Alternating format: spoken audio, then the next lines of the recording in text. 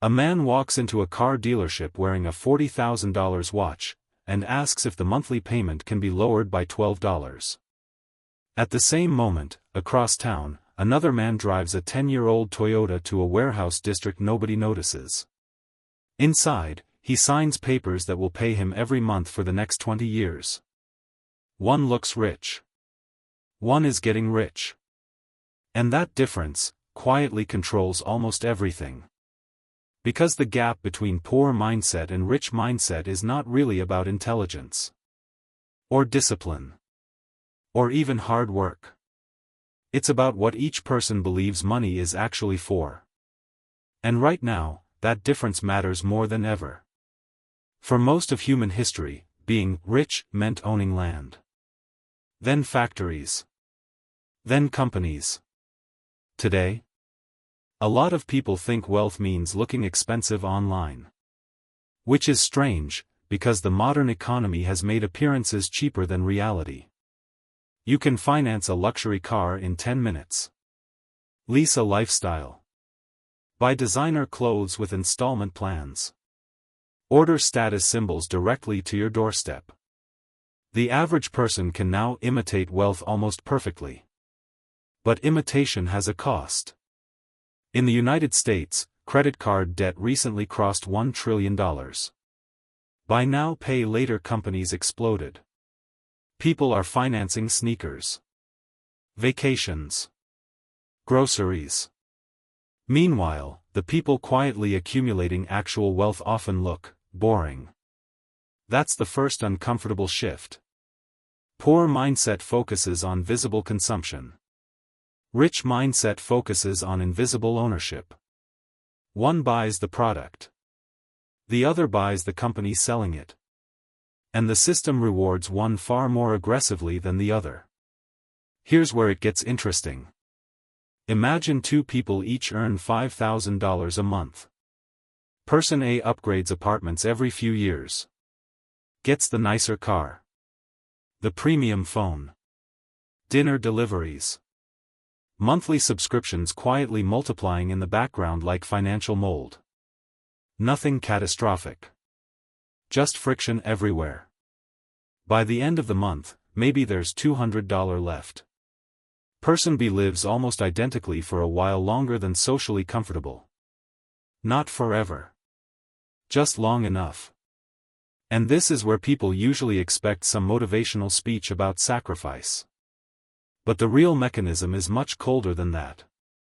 Money stored becomes capital. Capital changes the rules. Because once money turns into assets, time starts working differently for you. If you spend $1,000, the story ends. If you invest $1,000 into something productive, the money starts producing labor of its own. That sounds abstract until you zoom out. A business owner wakes up to sales made overnight. A shareholder earns from employees they've never met. A landlord collects rent while asleep. An investor gains from inflation while savers lose to it. That's the hidden asymmetry. Labor is linear. Ownership is exponential. And most people are trapped entirely inside the first system. Not because they're lazy. Because the economy trains them to stay there. Think about school for a second. Most education systems teach people how to become reliable workers. Deadlines. Schedules. Compliance. Performance reviews. Very little time is spent teaching ownership structures. Taxes. Equity. Cash flow. Leverage. A teenager can graduate knowing how mitochondria work, but not how compound interest quietly rearranges entire lives. Which becomes dangerous because modern capitalism is extremely efficient at extracting future income. That's what debt really is. Debt is future labor being sold in advance. And rich mindset versus poor mindset often comes down to one question. Are you using debt to consume? Or to acquire assets? Because the wealthy absolutely use debt. Constantly. But there's a difference between borrowing money for a depreciating car. and borrowing money to buy an asset that generates more money than the loan costs. One creates pressure. The other creates leverage. And leverage is where things become absurd. In some countries, wages barely moved for decades after inflation. Housing prices exploded anyway. Stock markets climbed anyway. So workers saved money slowly, while asset owners watched their net worth inflate almost automatically. It created a strange psychological split. People started feeling richer because prices were rising, while simultaneously becoming poorer because ownership was getting farther away. That's why someone can earn six figures and still feel financially fragile. Income without assets is just expensive survival. And social media made this confusion worse. Because now wealth is constantly performed. Private jets rented by the hour. Luxury stores used as photo studios. Entrepreneurs teaching entrepreneurship by selling courses about entrepreneurship. At some point the economy became partially theatrical. The irony is brutal.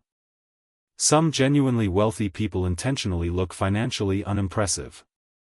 And some visibly wealthy people are one missed payment away from collapse. Which brings us to the mindset shift nobody likes talking about. Rich mindset delays social proof. Poor mindset often depends on it immediately. Not because poor people are foolish. Because status has social survival value. Humans are tribal. We signal success to gain respect, relationships, opportunities. The problem is the modern economy monetized insecurity at industrial scale. Entire industries now profit from making people feel behind. And once you notice that, advertisements start sounding different. Treat yourself. You deserve this. Upgrade your life. Translation. Please convert your future earning power into present consumption. Again. Now here's the uncomfortable part. Even if someone understands all this intellectually, it's still difficult to escape. Because wealth building is usually slow at first. Almost offensively slow. The first $10,000 invested feels pointless. The first asset barely changes your life. Compounding looks weak, until suddenly it doesn't. Which is why most people quit before the curve bends. Humans are not naturally designed to emotionally understand exponential growth. We understand immediate rewards. Visible rewards.